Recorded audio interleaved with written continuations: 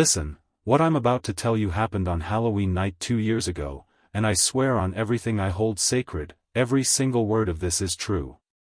I'm Marcus, 34 years old, and I've been working as a home security systems technician for almost 12 years now.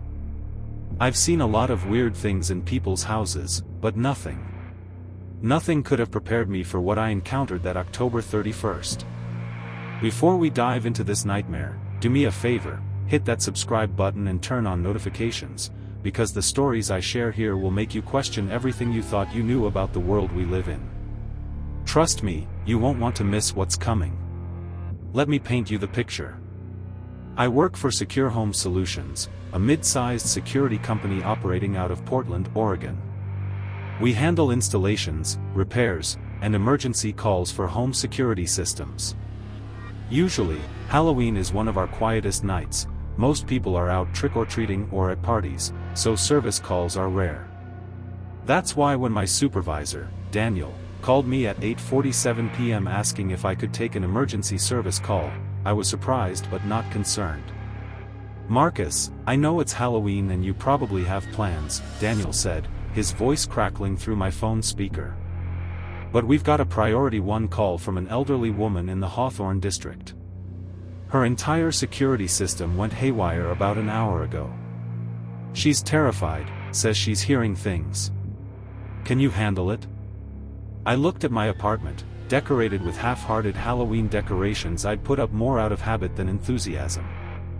My girlfriend, Rebecca, had left me 3 months prior, and honestly, sitting alone watching horror movies wasn't exactly thrilling. The overtime pay would be substantial for a holiday emergency call. "Yeah, I can take it," I replied. "Send me the address and client information." Within minutes, my work tablet pinged with the details. The client was Evelyn Thornberry, 78 years old, living alone in a Victorian-era house on Southeast Morrison Street. The notes indicated she'd had our premium system installed 5 years ago, motion sensors, door/window contacts, 3 indoor cameras, 2 outdoor cameras, and a sophisticated central hub. According to her frantic call to our dispatch, every alarm in the house had triggered simultaneously around 7:30 p.m., then the system shut down completely. When it rebooted, the cameras were showing, she claimed they were showing things that weren't there. I grabbed my toolkit, a heavy canvas bag filled with replacement sensors, wiring equipment, diagnostic devices, and my laptop loaded with our proprietary software. I threw on my company jacket, the one with Marcus Chen, senior technician, embroidered on the chest, and headed out to my service van. The drive to the Hawthorne district took about 25 minutes. The streets were packed with families in costumes, teenagers causing mischief, the usual Halloween chaos. But as I turned onto Southeast Morrison Street, the atmosphere shifted dramatically. The street was darker, older, lined with massive oak trees whose branches created a canopy overhead that blocked out the streetlights. Houses here were spaced far apart, Victorian and craftsman-style homes that had seen better days. Evelyn's house stood at the end of a long gravel driveway. It was a 3-story Victorian painted in faded gray and white, with a wraparound porch and a tower room on the northeast corner. Every window was blazing with light, which struck me as odd given her concern about the security system. Usually, frightened clients keep their houses lit up like that. I parked in the circular driveway and grabbed my toolkit. As I walked toward the front porch, I noticed something unsettling. There were no Halloween decorations whatsoever. In a neighborhood where every house competed for the most elaborate display, this house stood bare and unwelcoming. The porch steps creaked under my weight, and I could see the doorbell camera, one of our models, with its LED indicator blinking red. That meant it was in alert mode. Before I could ring the bell, the door flew open. Evelyn Thornberry stood there, and I was struck by how different she looked from what I'd imagined. She was tall, nearly 6 feet, with sharp angular features and piercing blue eyes that seemed to look right through me. Her silver hair was pulled back in a severe bun, and she wore an old-fashioned black dress that reminded me of something from a century ago. "You're the technician?" Her voice was surprisingly strong, no quiver of fear that I'd expected from the dispatch notes. "Yes, ma'am. Marcus Chen from Secure Home Solutions. You called about your security system malfunctioning?" She stared at me for a long moment, then stepped aside. "Come in. Quickly." The interior of the house was even more unsettling than the exterior. The foyer was massive, with a grand staircase sweeping up to the second floor. Every surface was covered in antiques, old photographs in silver frames, porcelain figurines, oil paintings of stern-faced people from another era. But what caught my attention immediately was the temperature. It had to be at least 85 degrees inside, stifling and oppressive. "The control panel is in the living room," Evelyn said, leading me through an archway to the right. But that's not where the problem started. Where did it start? I asked, setting down my toolkit and pulling out my diagnostic tablet. She pointed toward the ceiling. "The tower room. 3rd floor. That's where it began." I looked at the control panel mounted on the wall near the fireplace. It was our top-of-the-line model, and as I approached it, I could see the screen was flickering erratically, cycling through different error codes faster than I could read them. I connected my tablet to the panel using a diagnostic cable. "Mrs. Thornberry, can you walk me through exactly what happened? Start from the beginning." She sat down in a high-backed chair, her posture rigid. I was in the kitchen preparing dinner. It was around 7:15, before the trick-or-treaters started coming. Suddenly, every motion sensor in the house triggered at once. All of them. The alarm was deafening. I tried to enter my code to shut it off, but the panel wouldn't respond. Then the cameras started showing things. What kind of things? I was pulling up the system logs on my tablet, scrolling through error reports. Figures. In rooms where no one should be. In the tower room specifically. The camera showed movement. Shadows that moved against the light, not with it. I nodded, trying to appear professional while thinking this was probably just a glitch causing video artifacts. And then the system shut down completely? Yes. Everything went dark for about 30 seconds. When it came back online, the cameras were still showing those shapes. But now they were closer. Moving down from the tower room toward the 2nd floor. The hair on the back of my neck prickled, but I maintained my professional demeanor. "I'm going to run a full diagnostic. It'll take a few minutes. May I access your camera feeds?" "Be my guest," she said, but there was something in her tone, a challenge, maybe, or a warning. I pulled up the camera interface on my tablet. 6 cameras total, 2 outside, 4 inside. The exterior cameras showed the empty driveway and backyard, nothing unusual. The interior cameras were positioned in the main hallway, the kitchen, the 2nd floor landing, and... I frowned. According to the system map, there should have been a camera in the tower room, but it wasn't showing up in the feed list. "Mrs. Thornberry, was there a camera installed in the tower room?" Her expression darkened. "There was. Your company installed it 5 years ago when the system was put in. But it stopped working after 3 days. The technician who came out to fix it said the camera was fine, but something in that room was interfering with the signal. He recommended removing it. But it's still registered in the system," I said, studying the configuration files. "It's just dormant." "Nothing about that room is dormant, young man." I decided to check the recorded footage from earlier in the evening. The system kept rolling recordings from all cameras, stored on a local server for 30 days. I navigated to the timeline for the 2nd floor landing camera and scrubbed backward to 7:15 p.m. What I saw made my blood run cold. The footage showed the normal, empty 2nd floor hallway. Then, at exactly 7 hours 17 minutes and 23 seconds, every light in the frame flickered. Not a power surge flicker, more like something passing between the lights and the camera.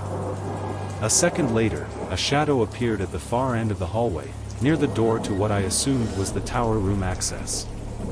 The shadow was humanoid but wrong, too tall, too thin, with limbs that bent at angles that shouldn't be possible. What the hell? I muttered, zooming in on the figure. You see it, Evelyn said. It wasn't a question. The shadow moved down the hallway, and here's what made my stomach churn. It was moving toward the camera, but it was also moving through the walls. Parts of it would disappear into the wall on one side, then emerge from the wall on the other side, as if physical barriers meant nothing to it. At 7 hours 18 minutes and 41 seconds, the shadow reached the camera position and the feed went completely black.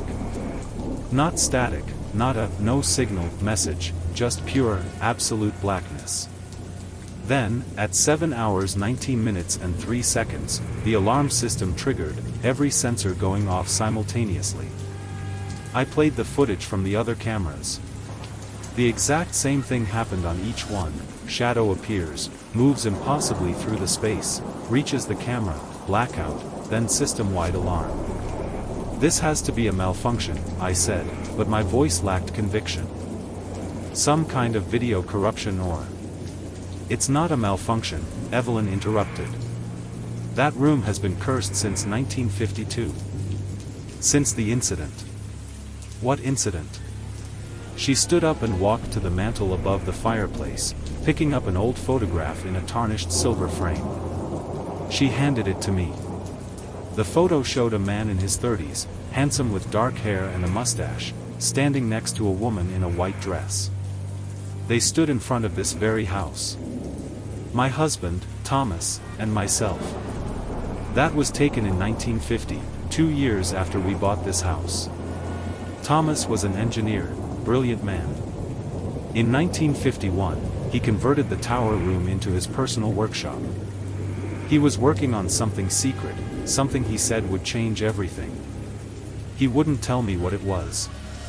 Mrs. Thornberry, I appreciate the history, but I need to focus on the technical issue. The technical issue is the history. Her voice cracked with emotion for the first time. On Halloween night 1952, Thomas was working in the tower room. I heard him call out to me around midnight.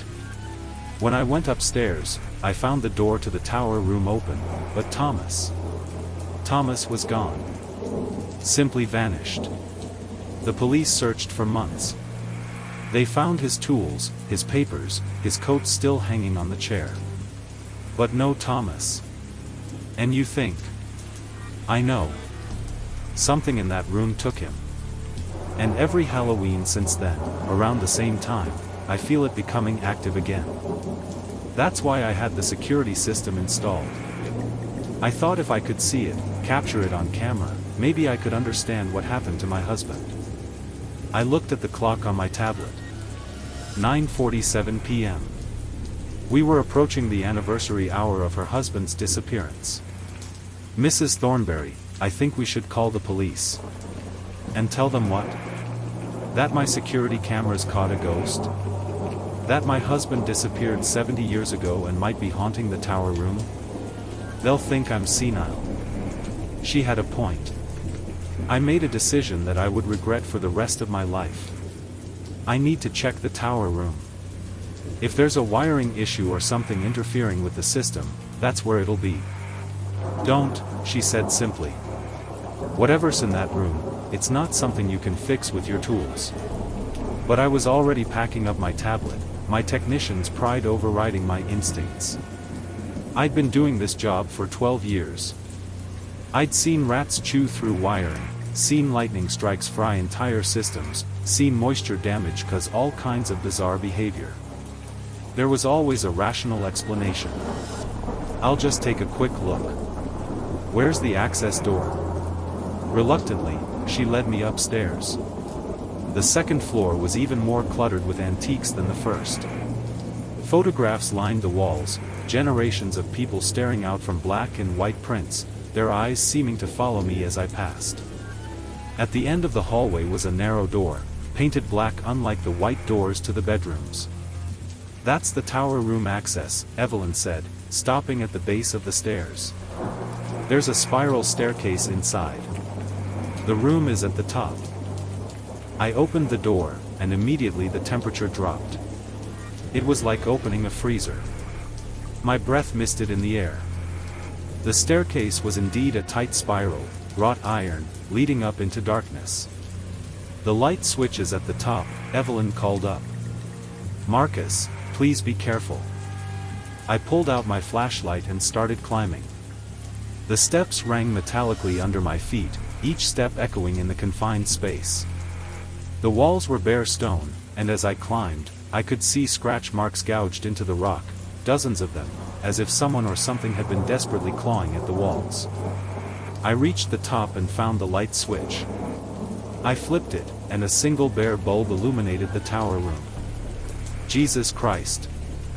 The room was circular, about 15 feet in diameter, with windows on all sides.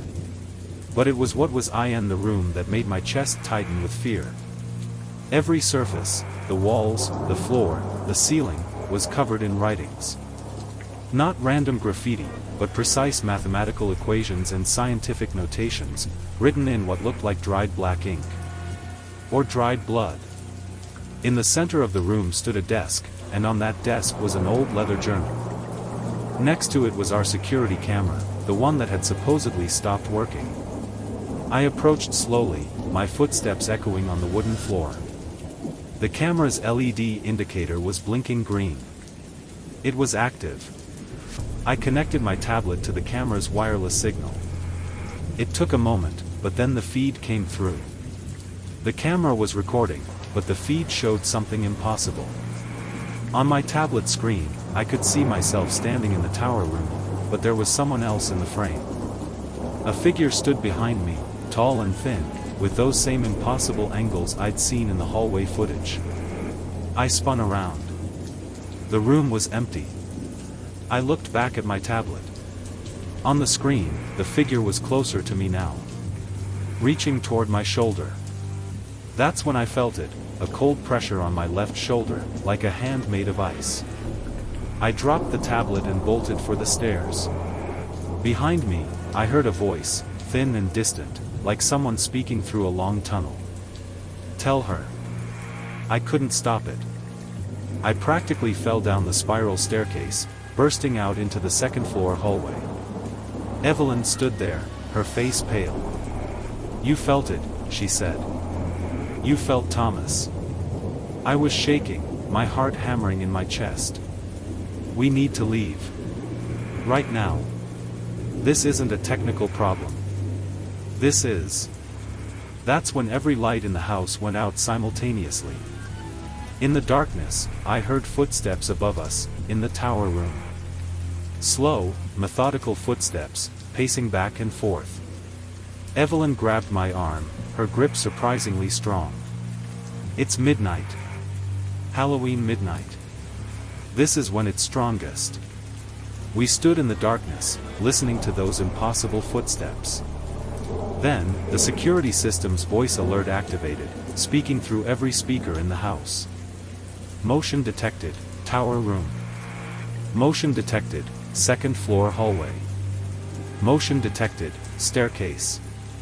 Motion detected, first floor. Whatever was in the tower room was coming down. I grabbed Evelyn's hand. Move. Now. We ran for the main staircase, stumbling in the darkness. Behind us, those footsteps followed, accompanied by a sound like metal scraping on stone.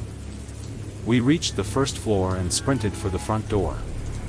It wouldn't open. The electronic lock was engaged, controlled by the security system. The manual override.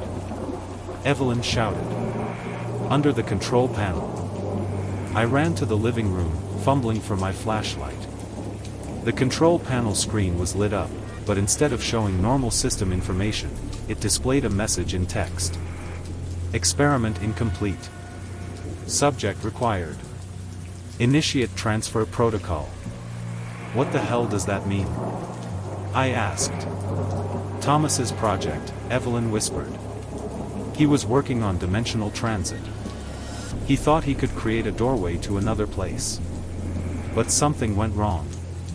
The doorway opened, but it only went one way. The footsteps reached the bottom of the stairs. In the glow of the control panel, I could see it now, the shadow figure, but more defined. It was humanoid, wearing what looked like an old engineer's coat, but its face was wrong, stretched and distorted, as if it had been pulled through something too small for its physical form. And then it spoke, in that same distant, tunnel-like voice.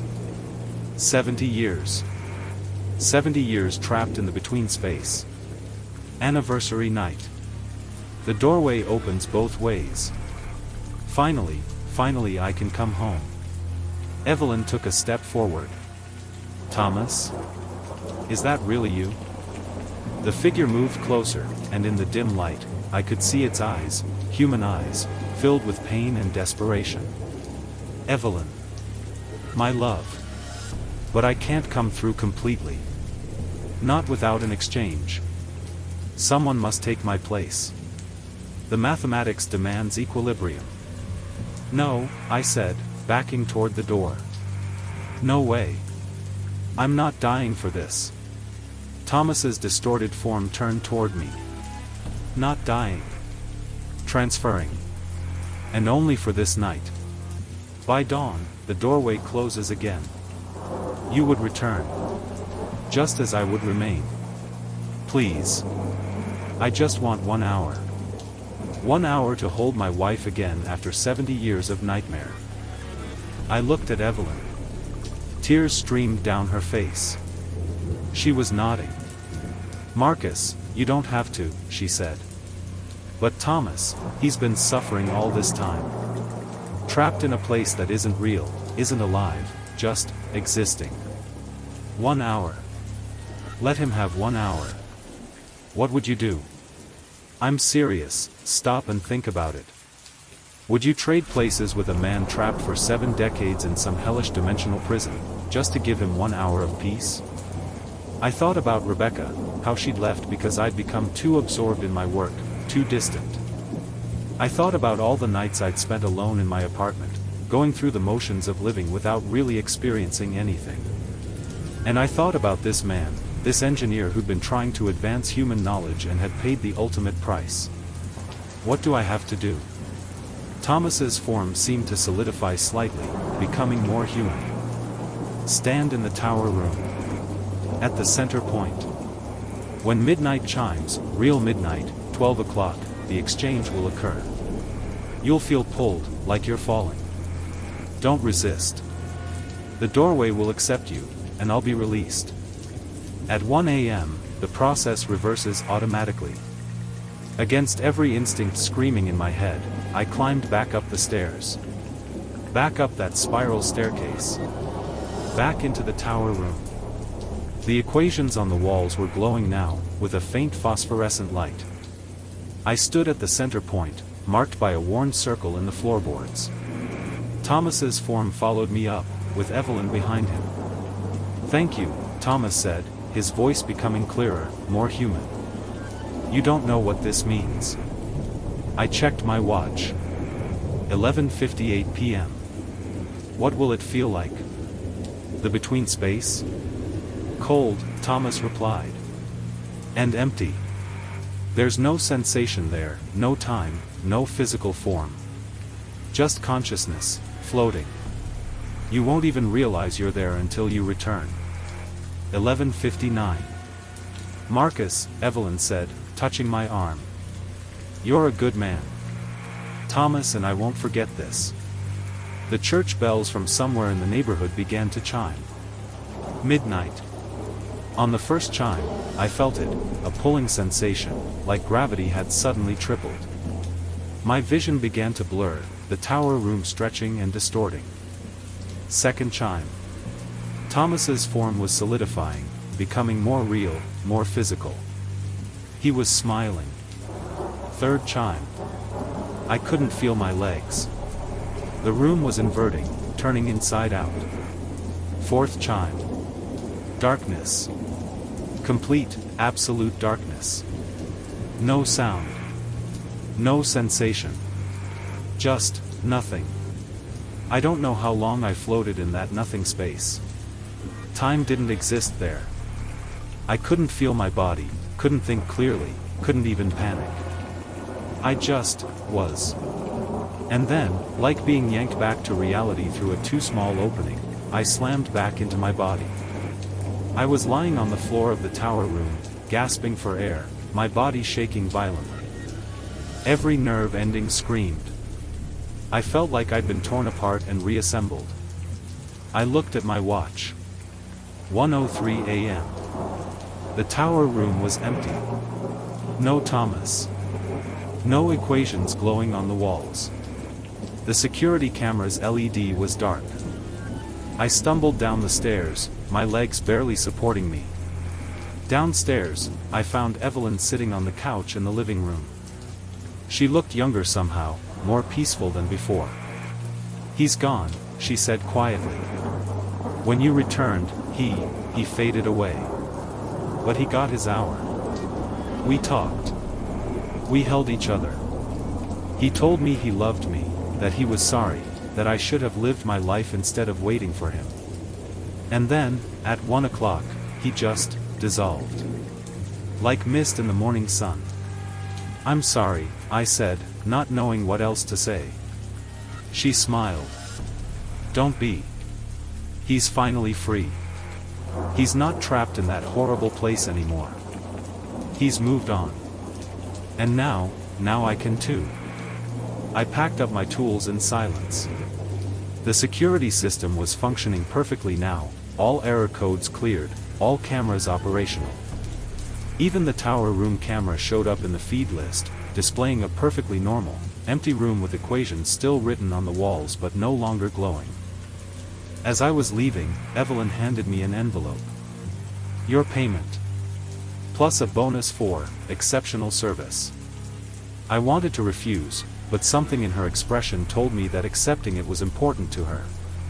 I drove home in a daze, the sun just beginning to rise over Portland. I didn't go back to my apartment. Instead, I went to Rebecca's place. When she answered the door, surprised to see me at 6 a.m., I told her everything. And then I told her I loved her, that I'd been an idiot, that life was too short to waste a single moment. We got back together that morning. Married 6 months later. Now we have a daughter, Emma, 2 years old. I kept working as a technician for another year, but I could never shake the memory of that between space. Eventually, I quit and went back to school, got my teaching certificate. Now I teach high school physics, and sometimes, when we talk about theoretical science and the nature of reality, I think about Thomas Thornberry and his experiment. I never heard from Evelyn again. 6 months after that Halloween night, I read her obituary in the Portland Tribune. She'd passed away peacefully in her sleep, with a smile on her face according to the hospice nurse who found her. The house was torn down the following year to make way for a condo development. I drove by once to see it. The tower was gone, but I could still see the spot where it had stood, and I swear, for just a moment, I saw 2 figures standing there, holding hands, a tall man in an engineer's coat and a woman in a black dress. Then I blinked, and they were gone. So yeah, that's my Halloween story. The night I traded places with a ghost and learned that some doors, once opened, can never truly be closed. They just wait for the right moment, the right circumstances, to swing open again. If you found this story compelling, hit that like button, subscribe for more true paranormal encounters, and drop a comment below telling me, would you have made the exchange? Would you have traded places with Thomas Thornberry? And if you're a technician, or any kind of service worker who goes into people's homes, be careful on Halloween night. You never know what kind of call you might get. What kind of door you might accidentally open. Thanks for watching. Stay safe out there. And remember, not every malfunction has a technical explanation. Some things can't be fixed with tools and diagnostic software. Some things are beyond our understanding, beyond our world, waiting in the spaces between reality for their chance to cross over. This is Marcus Chen, signing off. And trust me, I'll never forget the Halloween I spent in the between space. Never.